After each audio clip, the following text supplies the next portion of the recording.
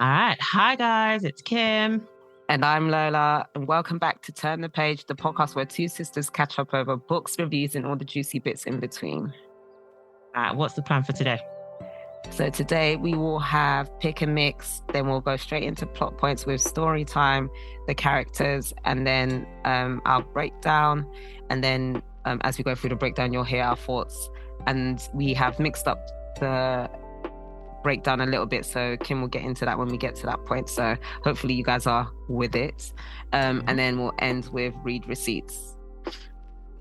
Coolio. So we are talking about The Names by Florence Knapp. If you're a first-time listener, please note you don't have to have read the book or even be a reader to enjoy our catch-ups.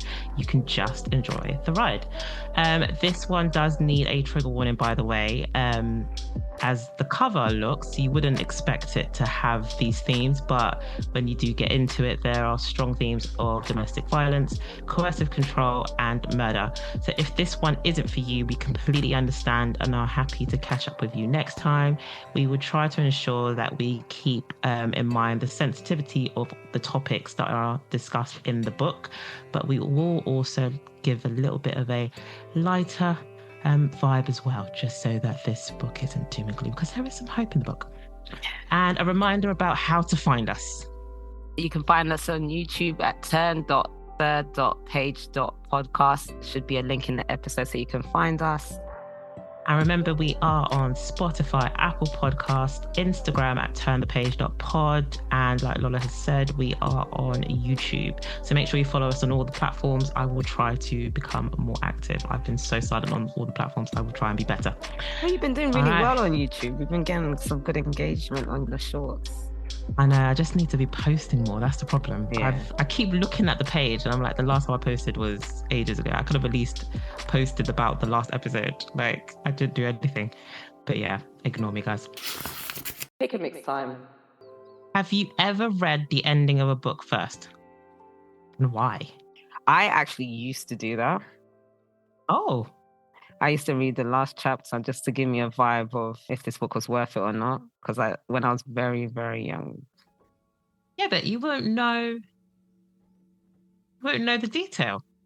Yeah, it was just to give me a vibe of if this is going to be everyone happily ever after ending, or if it's going to be some punch. And then slowly things will the clues will add up.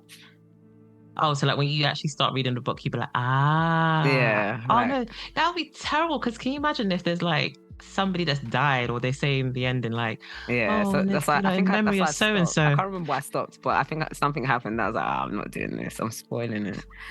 Yes. Or when, these books have the maddest twist at the end, and then you're just like, you start reading the book and you're just like, huh? This has got nothing to do with what happens at the end. But sometimes it's to save me. So like if I was in the library, I would like quickly flick through the blurb, read the first couple pages when we're younger, and then I'll read the last chapter. Okay. Just to give me a vibe of if I should pick this book up or not.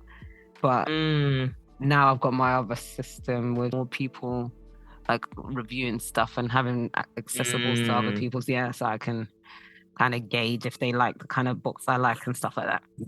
But before, when it was really blinding, you having to go pick up a book, at least we had the library, so it wasn't like I was buying them. True. And like back in the days, don't you feel like blurbs used to be better back in the days? I find so much more useful rather than about the bloody author. Like they were actually blurbs. Like, huh?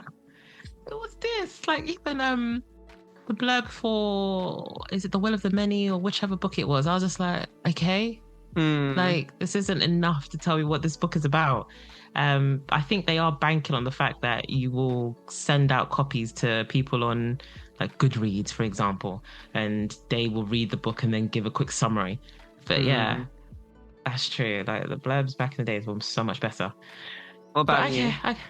I've never done that. I've actually never thought to do that because I would think I wouldn't understand what's happening. But I get what you mean, especially if you've only got a short period of time to figure out whether you're going to like a book or not. It does make sense to read the beginning, read the last chapter, like you said, read the blurb. I get that, but yeah, I wouldn't have ever thought to do that because there's a lot of books that the ending is just like, what? Yeah. Especially when you think about the beginning. And you're just like, you'll rah. be shocked more times because I'm reading like sometimes, was it the last chapter or the last page? I think it was even the last page.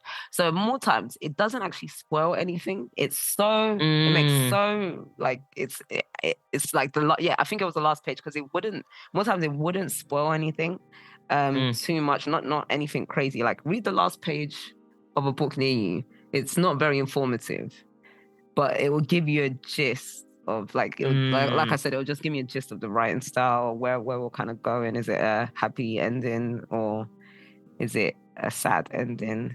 Like the last page, is that what you would say? Yeah, Or the last page. the last page of this book is to a toilet cubicle, locks himself inside, burning with shame, and then emerges, determined to be nothing like him. There is a woman. She pushes a pram, her 9-year-old daughter at her side. They go into a building, leaving a wind-torn street behind. When the registrar looks up and asks what the woman would like to call her child, she hesitates, then finds herself saying her late father's name, Hugh. She doesn't know where the idea comes from. She hadn't thought of it before, but the moment the word is out of her mouth, this doesn't count because this was an epilogue to a prologue, so it literally was full circle. So yeah, if I had done it with this book, I would have been pissed. I was just like, I was reading it, I was just like, yeah, this spoils everything. This spoils well, like as soon as you read, if I read this and then I read the intro, then I would start to piece things together. Because it is kind of. But then I think I would still miss a lot though. Yeah, you would because of the way it diverges. Yeah. But yeah. Okie doke. So, what are you guys like? Do you read the last chapter? Or did you used to read the last chapter like Lola used to do and then get a vibe of the book and then read on? Or are you like me and you just read from the beginning and hopefully finish the book? Let us know in the comments and whatever platform you're listening to us on. Story. All right, so this is where I give you my really quick summary of the book, my off-the-cuff summary without looking at my notes. So this is a book that portrays a family that goes through some really big things, really big themes: domestic violence, coercive control at the hands of the father of the family. And you have it divergent into, I guess you could say, timelines because of a decision that the mother makes, which is the name that she gives her son. And we basically follow their timelines because of this change in the name. I guess that's a good way to summarize it. There we go. But yeah, that's the story. That is the blurb. That is the whole point of the missing trigger warning. Oh, well, you did say a bit of coercive control and blah, blah, blah. So yeah, guys, trigger. The characters. I'm not going to do all of them. I'm just going to do the main ones to get an understanding of them, especially because the way the story works. So one of the first characters we meet in the prologue is Cora Atkins. She can be deemed as the protagonist, although the novel focuses on the path of her son. It's Cora's choice of the name for her youngest child that determines the story. So when we first meet Cora, it's 1987 and she's walking with her 2 children. Cora's own fate is determined by the name she picks out of Bear, Gordon Jr. or Julian.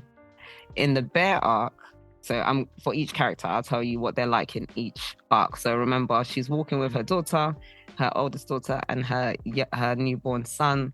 They're walking to the registry office and she's picking out a name between Bear, Gordon Jr. and Julian.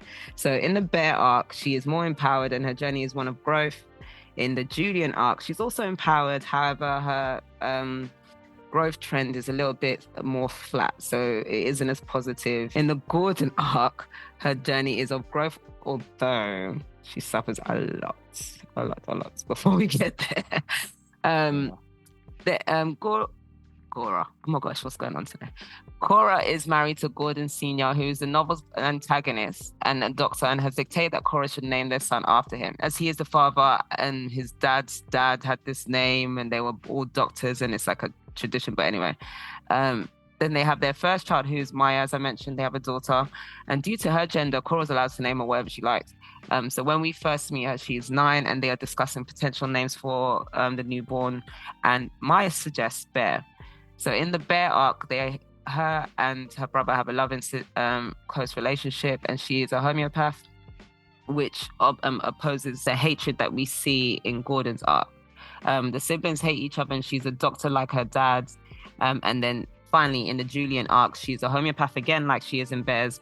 But yeah, she's a little bit more recluse, and we follow her as she tries to break through their trauma. So finally, we will talk about the son. So we have Bear. Bear is a name, as I said, Maia chose for him, and he grows up to be soft, cuddly, and kind, but also brave and strong, just as Maia intended. He's the most confident and positive version of himself with this name, and is able to break free from generational cycles. In the Julian arc, his name is Julian, and that is a name Cora wanted for him, as it means sky father, ethereal and transcendent, and to try and get him as far away from the Gordon stigma. So she thinks those are all the antitheses for Gordon. And Julian ends up growing up in Ireland, and his version shows the process of slow healing. Mm-hmm. Gordon Jr. is a family tradition, and Cora harbors some resentment to him from the fear of what he will become. Gordon Jr. initially does seem to live up to the stigma, but he has his transformation towards the very end, leaving us to question how much does the name cause character or the perception of a name. Felt point. All right, so I will probably go over some bits that Lola said, but here we go. Okay, so this book is actually written chronologically, starting in 1987. We have 7-year arcs up to 2022. Do you know, I didn't clock that until I was reading the script. I was like, yeah, it's every 7 years. Straight away. I was like, what is the timeline? I was trying to, when I was looking, I was like 1987 to 1994. That is how many years? 88. I was like 7. And then the next one, 7. But yeah, sorry guys. Each arc is then split into 3 points of view, one for Bear, Julian, and finally Gordon. So that we aren't jumping around as much, what we'll do is we'll go through Bear's story, then Julian's, and then Gordon's.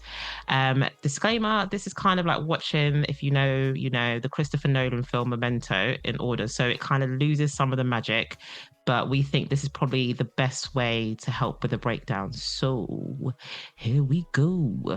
Right, so as Lola explained, the book begins with a prologue, which opens up during the Great Storm of October 1987. Was there actually a Great Storm, or did she make this up? I think there was, because I feel like I've watched a Channel 5 documentary about the Great Storm of... Like, you know how she touches on later on? It must have happened, because the way she said it, I was just like, oh, okay, this sounds legit. Later on in the book, she'll throw random real-life situations that happened in the world. Why? Well, okay. But it kind of links the storylines. Anyway, sorry. Yeah, it's true. So as Lola explained, the book begins with a prologue which opens up during the Great Storm of October 1987, a cyclone that causes widespread destruction in the United Kingdom. That's what she says the Great Storm is. I wasn't born in 1987, so I'm assuming that's what happened. With the storm as a backdrop, Cora is thinking about the future of her newborn baby. Her husband, Gordon, insists that their son should be called after him. This name has been passed down the male line of his family for several generations. However, Cora dislikes the name and fears that it will mold her son's character, linking him to generations of domineering men. So as Lola explained in the character bit, she has a concern over what calling her son Gordon will mean for him, knowing what the other Gordons in the line are like. The next day, Cora walks to the registry office with her 9-year-old daughter Maia, noting the storm damage. Maia, whose name means mother or sky mother, was it sky mother? I think it was just mother. Suggests that her brother should have a name that means father. Maia's already aware of the issues in her parents' marriage. You could see this by the way she kind of talks about the whole situation. And she's often hugging Cora after overhearing their disagreements. Cora admits that she favors the name Julian, which means Sky Father. And Maia says she would like to name her brother Bear. As Lola explained, because it all sounds soft, cuddly, kind, but also brave and strong. And when I was thinking about this, I was actually thinking, I feel like she, especially when you get to the Julian arc, she almost wants Bear as like a protector. it's kind of like, oh, like hopefully somebody will come in and save us. But yeah, so she also highlights that maybe her father would have liked to have had his own name. So it's almost as if she's aware that because her dad is called Gordon after his dad, is that why he's behaving the way he is to them? So you can see how Maia is quite mature for someone so young, and it does leave Cora thinking about this tradition and what Maia wants, her son, her decision, what Gordon wants. And so it begins. We go into Bear, 1987. So we're going to follow Bear through the ages. When they get to the registrar office, Cora, having deliberated this whole way, panics and writes Bear Atkin on the birth certificate. Maia's delighted, however, Cora's elation soon turns to anxiety when the decision she has made starts to settle in. On the walk back, she's stressed thinking about how she could have made such a decision. Then she sees how happy Maia is, and Maia calls her mama for the first time. She hasn't called her that in a long time because she's been told that she needs to call her mum. She needs to be proper. And she thanks Cora for choosing her name. She's really happy about the fact that Cora chose that name. And I swear it was so cute the way the person in the audiobook does it. It's like, Mama, thank you for choosing that name. But the way she says Bear, like, Bear. It's just like, I was like, okay. So that's why when I read this again, I was like, fuck, she's 9. The way they make her sound like she was like 5 or something. She's actually a 9-year-old. That sounded creepy. Yeah. It's like Bear. But yeah, so far Cora has succeeded in protecting Maia from Gordon's temper, but she fears that if he discovers the name was Maia's idea, he will hurt her. So she makes a plan. She calls Mary, who is the mother of Maia's school friend Fern. They're not close, but Maia's close to Fern, so that's how she's able to call on her support. And she arranges for her daughter to have dinner with them, basically to get her out of harm's way. And what she does is she places Bear in a bassinet in the bedroom closet to keep him safe. I think she feeds him. She tries to put him almost in like a comatose state by feeding him up with milk, just so that he won't stir when Gordon comes home. So she starts to feel sick with dread as the time comes for Gordon to return home. He usually comes home promptly at 6:30. He's always on the dot at that point. He starts to judge it up just to keep her on her toes. But for here, he arrives at 6:30. So he arrives, she's cooked food, they're sat down to have a meal. At first, Gordon smiles when Cora says, oh, we made the decision to call the baby Bear. So she's like, you must be joking. You are so funny, Cora, you silly little woman. But when she brings out the birth certificate, he loses it. And it does happen. Even in the book, I was like, oh my gosh, because at one point, he's kind of sat there. The next point, he's grabbing her hair, and she actually says she, for a split second, thought he was going to pull her in to kiss him. Yeah. And then he basically slams her head repeatedly against the refrigerator door. So I know we said we were changing up the plot, but just bear in mind that because if you've read the book, you're probably thinking, oh, this is kind of the start for every part. This was in the Bears arc, part 1, chapter 1. So just bear that in mind. Cora tries to remain silent, especially because she doesn't want to wake Bear, because she's concerned that if she wakes Bear, it's going to risk Gordon's attention going to him. So she's trying to keep silent, but she gets to a point where she's like, how many times is this man going to hit my head on a refrigerator door? He is going to kill me. So she screams for help, and she continues to scream for help. He tries to cover her mouth, but she bites down hard. And this actually even shocks him because he's like, whoa, you've never done this before. It was like she was in survival mode. And he releases her. She tries to run, but he does catch her again. At this point, I think he was about to smash her into the floor or something. But a male neighbor had heard the commotion, and he enters the house from the patio doors, and he drags Gordon away from Cora. Gordon shoves him really hard, and he crashes backward through the glass patio doors. Then we get to a point where there's a little bit of a pause, and you have the policemen turn up. They're with Cora, they're treating her for her wounds. The policemen come, they arrest Gordon, and you can see that the police officer seems a bit uncomfortable. And this is where we find out that Gordon is a well-liked doctor in the community. He's a GP. And Cora reflects that the police officer is probably one of his patients. So we're just gonna break down Bear a little bit. So yeah, when we first meet Cora, I'm just like, okay, they're walking to the registry office. It's just a storm's just happened. She tells the name Bear. That scene was interesting, but like, I don't know, something about that scene made me think, it's a bit tense for just a normal walk into school, like a normal school run. And then when we got into the Bear arc, I was like, what the hell? You're gonna wet yourself like you're breaking into cold sweats because you chose this name. Like, what's going on? Is he abusive? Like, and then when she said, "Oh, he might hit the kids," I said, he must be then, because what? When she was so fearful of what he was gonna do to Maya, I was just like, oh shit, like this is quite serious. Like, I thought she was just gonna be pissed off. I thought he was just strict. Like controlling. Because I thought the focus was about the names. I didn't think. Then I was thinking, okay, what's going on? Okay. And then, then when I got on board with that, I was thinking, okay, hopefully it sounds like her choosing the Bear name, although it was very traumatic. It sounded like it freed her from it. So, yeah. No, yeah, fair. And I think it was that point where she's like, oh, that Maya hasn't called her mama in such a long time. I think at that point, even though she was so scared, she was just like, it gave her like a new lease of like, I did the right thing. Like, It validated her. Yeah, like I've done this for Maya.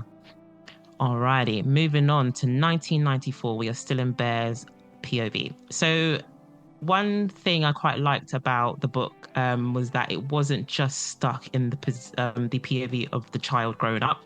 We also got to see the POVs of all the characters as well as they grow up in the different timelines. So even this is where we start to in it, because he's basically this entity, isn't he? Like this villain, and then you start to get his, and you're just like, still a dick. But we learn more about Maya, how she feels, and we also get a bit more about Cora. So we find out that Gordon killed the neighbor called Vihan. So the neighbor that came to save Cora on that fated night was a man called Vihan. And this is when he got shoved backwards by Gordon through the patio doors. So now I think that's actually why the guy looked uncomfortable. What guy? The police officer. Because he was a doctor, but then also like, oh my gosh, the doctor's killed someone. You know, we're in 1994, right? Yeah. But you know, when the police officer. You know, when the police officer came to... Go back to that night. Yeah. He was acting very shifty. Initially, we thought it was because I remember when we realized Bihan was dead, I was like, oh, okay. They just threw that in there. I didn't know he died. In like when you read the first section, you don't. I just thought that the police came because there's been a domestic. You don't realize he's died, and then when she explains the police being uncomfortable because it's just because he's a doctor. Yeah, he's a doctor and he's murdered someone.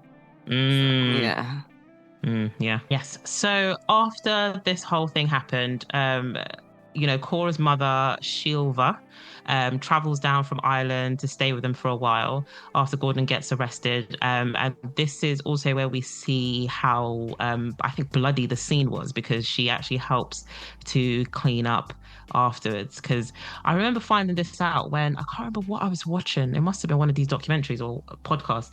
And they say that nobody, after a murder happens in a home, once they've collected all the evidence, you're left to just deal with it. Yeah. And I was shocked. I thought there was going to be like a cleanup crew. Like, you have to deal with the leftover bits. Yeah. So this was quite apt. So this happens, and we find out that Cora hadn't told her mother about the abuse. Cora's mother, Shiva, is really shocked, or Shiva, I should say, is really shocked that all of this was happening. But she's there for her. She helps to support her, and Cora and the children move into a flat.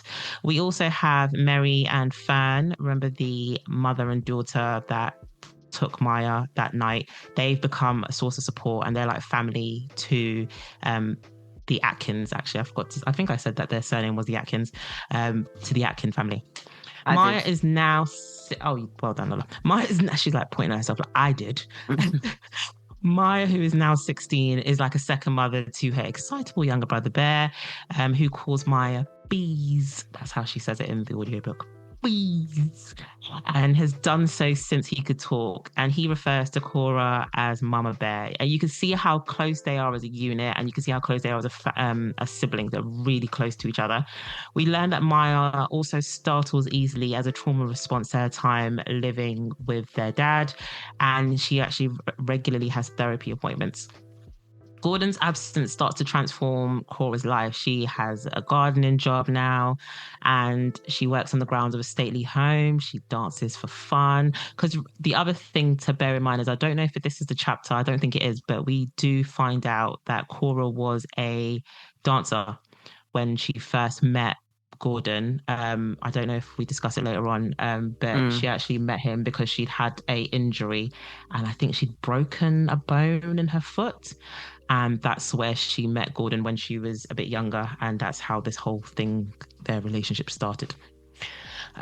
So she starts to dance again for fun. She often thinks of the things that happened in her relationship with Gordon. And this is where you start to like learn more about their dynamics. There was a point where Gordon actually called her barren for not being able to conceive quicker after Maia, because remember, Maia was 9 when Bear was born, so he does look at her as in like, you're the problem. So yes, not a great guy. So that was 1994. Moving on to 2001. So after every section I'll just talk a little bit. So yeah, in this bit I was like, okay, it's good that Maia's now 16, right? So I'm like, yeah, it's good that she's got therapy, because you can see that she's okay, but she clearly is scared of men.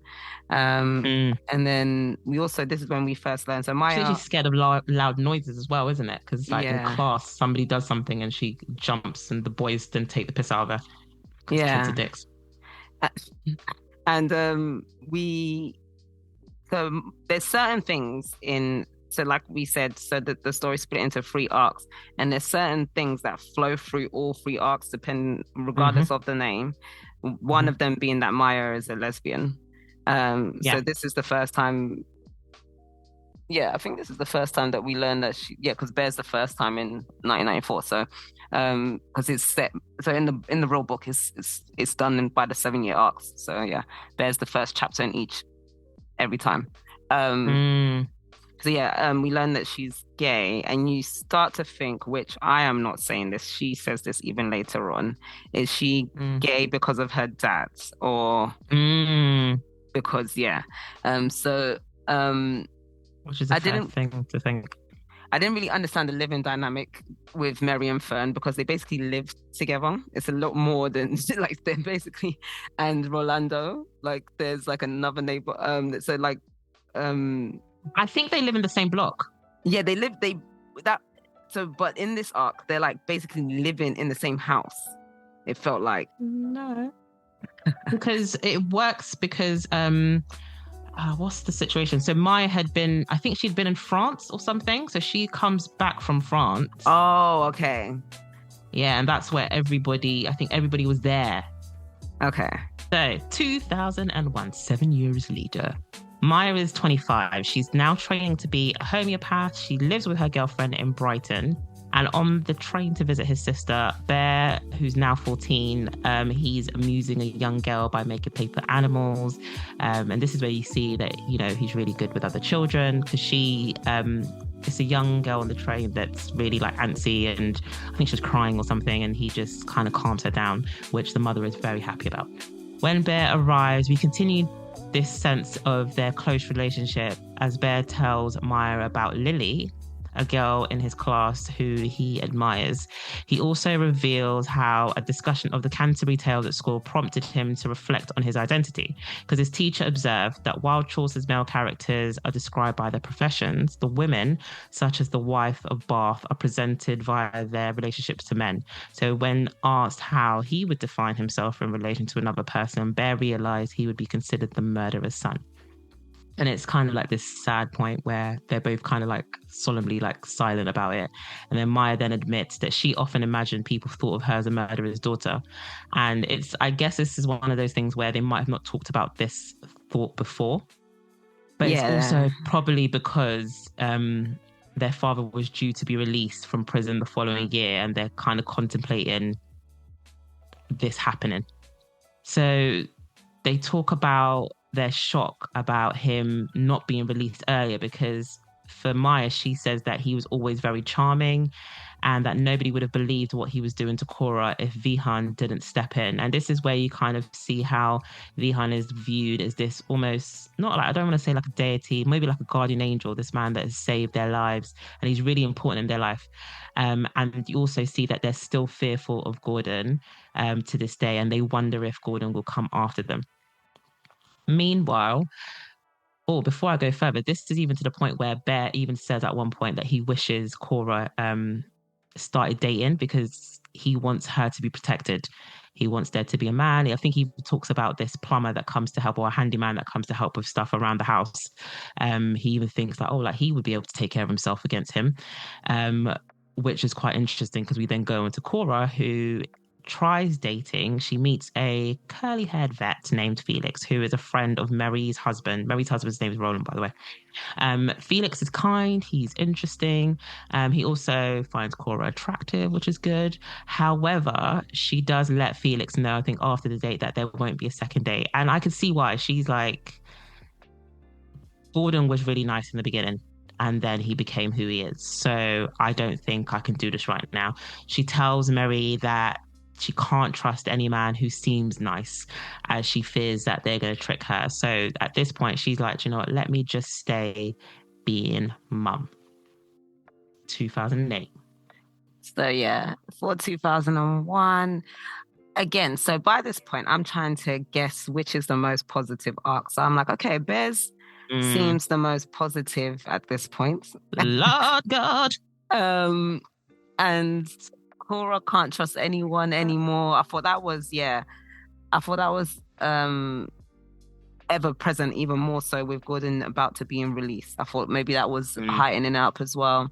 And I did think he would try to make contact because Maia had hinted that he loved the power of being a doctor, and he has lost all of that. So he would need to try and control them, because that's what I thought was going to happen. So yeah, that was what I was worried about because obviously once we finish that bit with Bear, the next time we're picking up Bear, it's going to be 7 years later. So 2008, during his final year at university, Bear goes home to visit Cora. Gordon has been released from prison and is living with his parents. This is where we learn, as Cora reveals to Bear, that Gordon intended to follow in the footsteps of his father, who is a renowned brain surgeon, but he has a hand tremor that prevented him from doing so. This shocks Bear, because another thing to bear in mind is that Bear doesn't actually know his father from his own point of view, because he was a baby when everything kicked off. So he's learning everything that he is from secondhand accounts from other people. So we find out that this hand tremor prevented him from becoming a brain surgeon, and Gordon's father belittled Gordon's father, who's I guess Gordon Senior, or I guess Gordon Senior, because there's no other Gordon after Gordon. Gordon Senior's belittled Gordon as a family, because he became a family protector. He's a GP, and he also made fun of this tremor. So while Gordon claimed that his tremor had a neurological cause, Cora always suspected it was more psychological, because she can see the way the relationship between Gordon and his dad was. She had this thought that, I think you're afraid of your dad the same way we are all afraid of you. We also learned that Cora and her children commemorate the anniversary of Vihan's death each year. And Bear at this point, or he probably has, I think he thinks about it earlier on in his life, but he discusses it now. He notices that the date on his birth certificate corresponds with the day that Vihan died. So he asks Cora what triggered his father to kill Vihan, and she claims that she can't remember. So Maia and Cora in this timeline have always been quite clear on not letting Bear know what happened, because they're concerned that he's going to think that everything kicked off because of him and his name. So she's just like, I don't know what happened, why he lost his shit, stuff like that. So we kind of, obviously Bear has an inkling, but he doesn't exactly know. After graduating, Bear travels to Jordan to work on an archaeological excavation. So you can see his adventurous side. He's not able to sit down for too long, which is, the excitable Bear. And we also see how Bear can be detached as he has a girlfriend. He's Lily, the same Lily from school, the one he was talking to Maia about earlier on.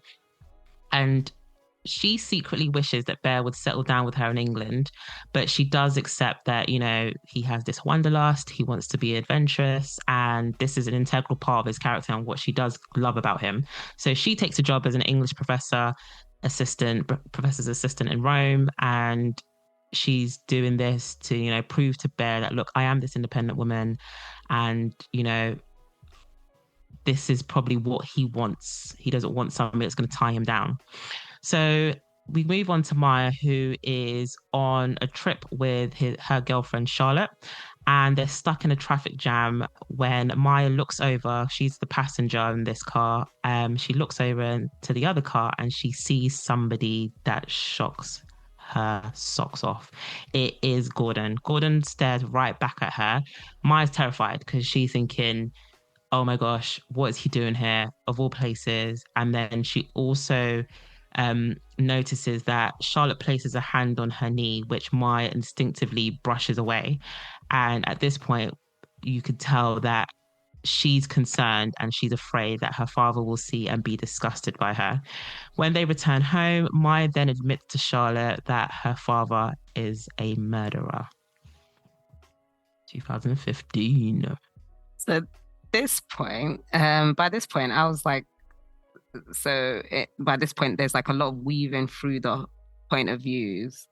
So you'll see Lily in another arc, you'll see the vet in another arc. And I'm loving how we're picking up different point of views and it still flows.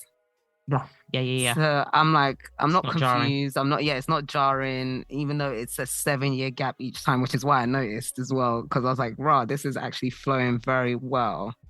Doesn't feel fast as well. Because you're right, it's a 7-year gap. And if you look at the book, it's actually not that long of a book either. So it doesn't feel rushed through. Because I guess the way it's actually done in the book is, like you said, it's usually Bear, then Julian, then Gordon. Bear, Julian, then Gordon. So you do have a little bit of a gap in between the bits. And then the archaeology scene, I was just like, rah, Bear, you're a bit weird. Like, how can you not understand what's going on with, because Lily was very obvious about not wanting him to go. And he was just being so cold. So, and then up until that point, we kind of hadn't seen any flaws in his character. So then we start to see how he might have been affected by the situations that's gone on around him, his coping mechanisms. Yeah. It's true, because you kind of think, oh, like Bear's just a happy-go-lucky guy, but he does have his own things going on. All right, moving on to 2015. So, while working in Egypt, Bear cancels an arrangement to attend a concert with Lily in Paris. Yeah, they were supposed to meet up, remember, for a date, because that's why she's in Rome, so that they could meet Egypt? Up. Yeah. So they were supposed to meet up. This is when she also cheats on him. Do you remember? Yes, with the person that she's assisting. Yeah, that's true. So Bear was supposed to meet up with Lily in Paris for a concert, but he cancels this arrangement, and Lily then decides she's going to meet a friend at a restaurant instead. So as the two women are sitting outside, a man stepped from a car with a gun and opens fire. So I think this is also, the first time when I was just like, oh, she's setting this in this world. When Yeah, so when I saw this, I was like, she's forcing it because, like we said, she went to Rome and Bear's in Egypt. Why are they meeting in Paris? But it does make sense why she's in Paris. She works there now, whatever. But it was just so Yeah. ridiculous. It was so ridiculous. And I was like, why did she have to force this in here? And Mm. but I guess to put the time, but it just every time she does this, it feels it sticks out. That's another thing I didn't like. Every time she does this. Yeah. Because I was like, okay. It's unnecessary to me. We also kind of get a gist of that their relationship isn't great. So they have kind of been communicating by sending text messages or phone calls or sending pictures to each other. But you can also tell that it's not going very well because, like Lola said, Lily does want to be with him in a stable situation in England, but good old Bear is out here like gallivanting the world. So Bear sees the news flash announcing that there was a series of terrorist attacks in Paris, and he discovers that Lily was shot and critically injured. So he flies to France, regretting spending so much time away from his girlfriend.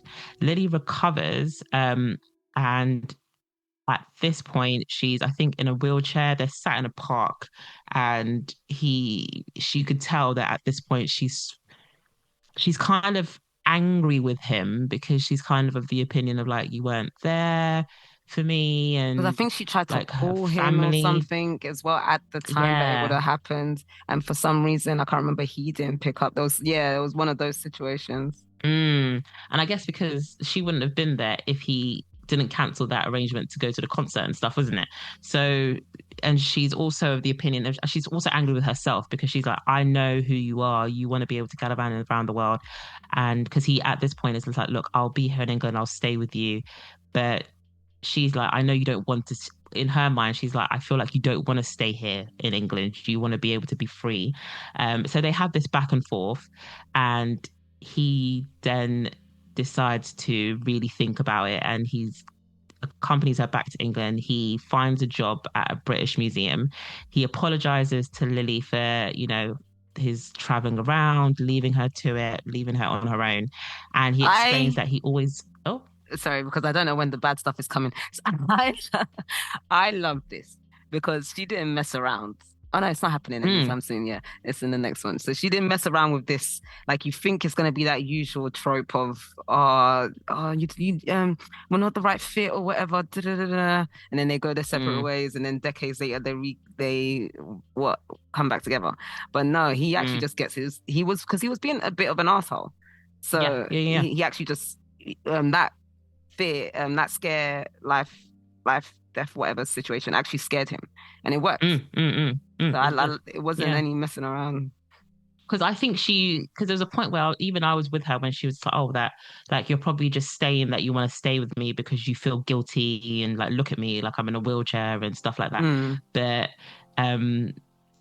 no, I think he does, like you said, he was just like, no, I don't want to lose you. Because at one point she even says like, look, I'm going to be honest with you, Bear. This is what I want. I want to be married. I want a house. I want children. I want to be with you. Like, she's putting it all out there. And she's like, if you don't want that, you don't want that. Like, just be honest.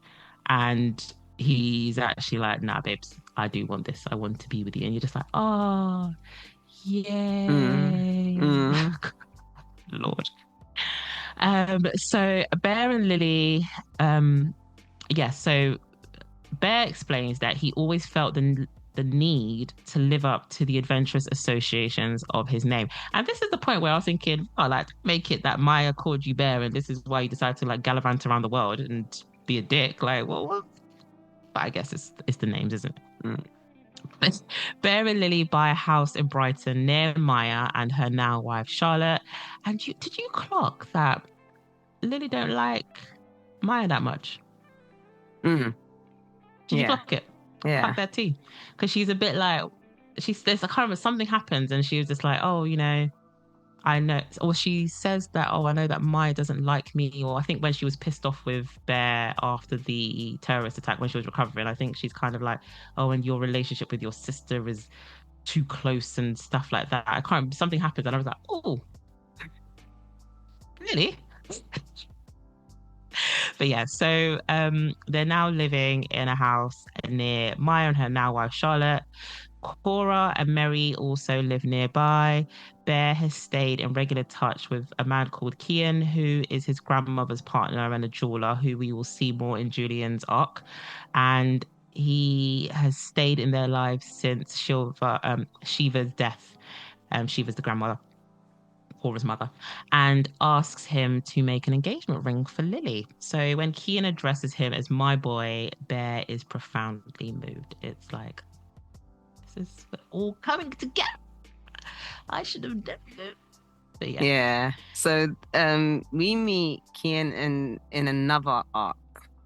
So when I see him in this in Ireland, yeah, all of a sudden you just when Bear wants to get engaged, he mentions him, and you're like, oh, he's in this one too. They're together in this one too. So you start looking for that, hoping that people are together in this one, or people are doing the same thing. Sometimes they are, sometimes they're not.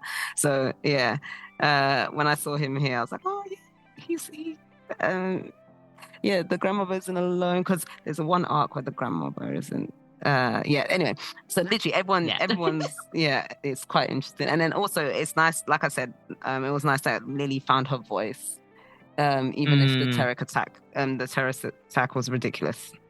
I just thought it was so ridiculous, it being part of the plot. When it happened, I was like, is this really happening? So much. And like, I thought she was just cheating again or doing something crazy. Like, what's going on here?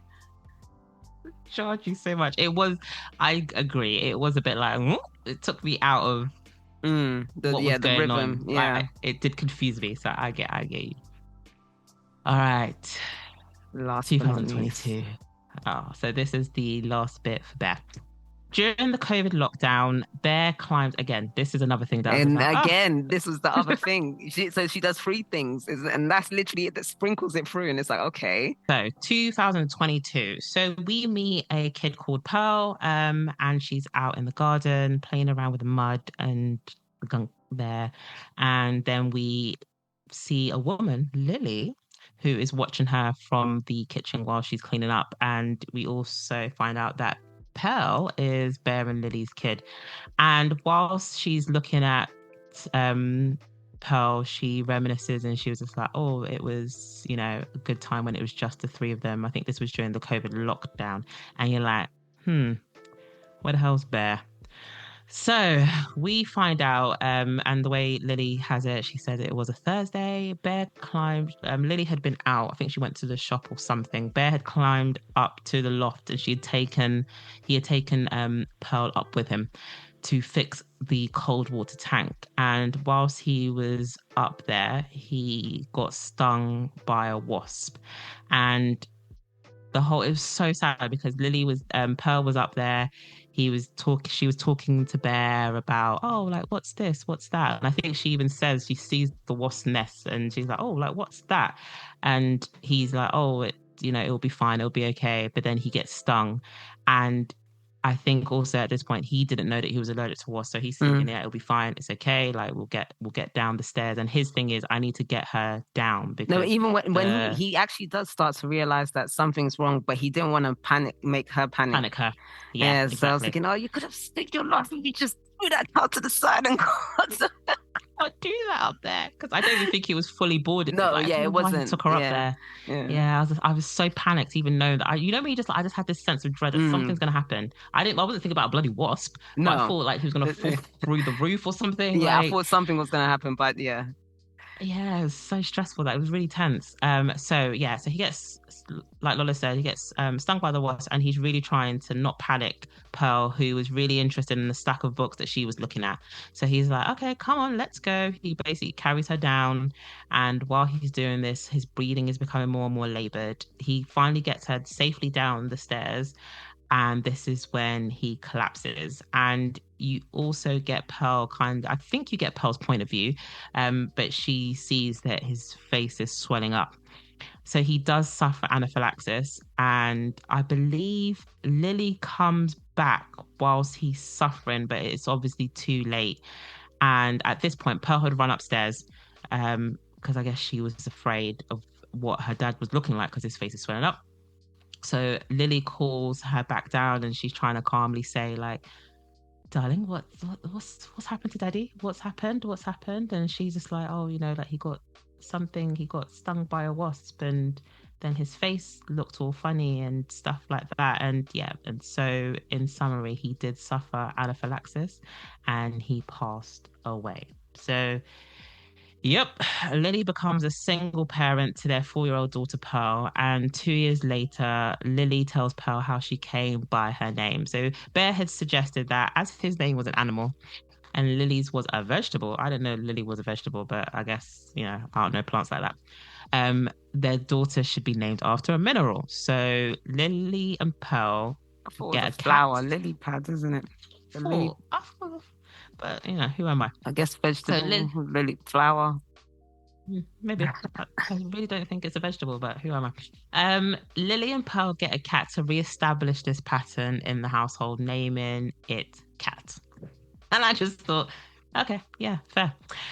So we go on to Maia, so the whole family is obviously reeling from the death of Bear. They're all kind of trying to get to grips with the fact that he's gone, because he was such an energetic presence in the family. And you have a point where Maia receives a letter from her father referencing the moment that they saw each other in the traffic jam. And I was thinking this because I was thinking, are we not going to go anywhere from this? But we do. So Gordon Sr. apologizes for his past behavior in the letter and reveals that since his release from prison, he has worked for a domestic abuse charity and has a new family. And Maia is just like, look, I don't want any more to do with this. I'm not even going to tell my mum about this. She basically immerses the letter into the sea until her father's words are unreadable. We move on to Cora, who has been heavily supported by Mary and Roland, who are supporting her after the death of Bear. And one evening, Cora arrives at Mary's house to find Felix, the vet that she went on a date with eons ago. And he's also there. So it's 4 of them having a meal. And it surprises Cora how easy she finds it to talk to Felix. So she accepts his offer to walk her home. And this basically marks the beginning of a relationship that endures for the rest of their lives. There. Yeah. So this was sad. So it starts off strong where you're like, I was so sad. Oh, Pearl. So Lily got her daughter. It's like, so she was just saying to Bear what she wants. So she's like, so she was pregnant eventually. And then I thought it was quite ironic that Bear died from a wasp sting, like a bee sting. Bear. Bees. I thought that's why she was trying to throw a little like humor, because that was the most random death. I didn't even think that. And then it comes up again in Julian. So I was like, this is hilarious. But then it's not funny. It was very sad because Bear's was the most positive arc. So let me remind you, we are in the last 7-year period and Bear is the first chapter. And by this point, Bear's was still the most positive arc. Even with the weird relationship with Lily, that we just like, that's just normal. Yeah. Normal. Like, and so it was quite sad up until that point. And then also the fact that he died in front of his door, because it's similar to something that happened. Anyway, sorry, don't want to spoil it, so even though we're going to get into it. But anyway. And do you remember that what was quite sad as well was that he had, I think after the funeral or something happened and there was a phone call from a car company. Yeah. And they were like, the car that, Bear Atkins had ordered is on its way and all this other stuff. And you're just like, oh. Yeah, I thought that was a good touch because stuff like that happens all the time. You see on the true crime documentaries as well. So it's like, when somebody dies, it's like all those the things that are left. And I felt so bad for and then side. Maia lost a brother, but then she did end up gaining a sister because her and Lily. So this is why I was saying that her and Lily start bonding. Yeah, in the kitchen. So yeah, you see them start bonding here, which is if Maia wants. And then, like I said about the weaving in. So at this point, I'm like, is this the vet from the Gordon arc? So the vet from the Gordon arc. Yeah. So by this point, we can weave them when we get to the other arcs because we've just met them, haven't we? Yeah. It's probably better to do it that way. Is this the vet from the Gordon arc? Like, yeah. Even Lily's from Yeah. The arcs, yeah. One other thing I thought about here was that I think I missed it out was that we not in this part. I'm just kind of like going through my thoughts on this arc or timeline.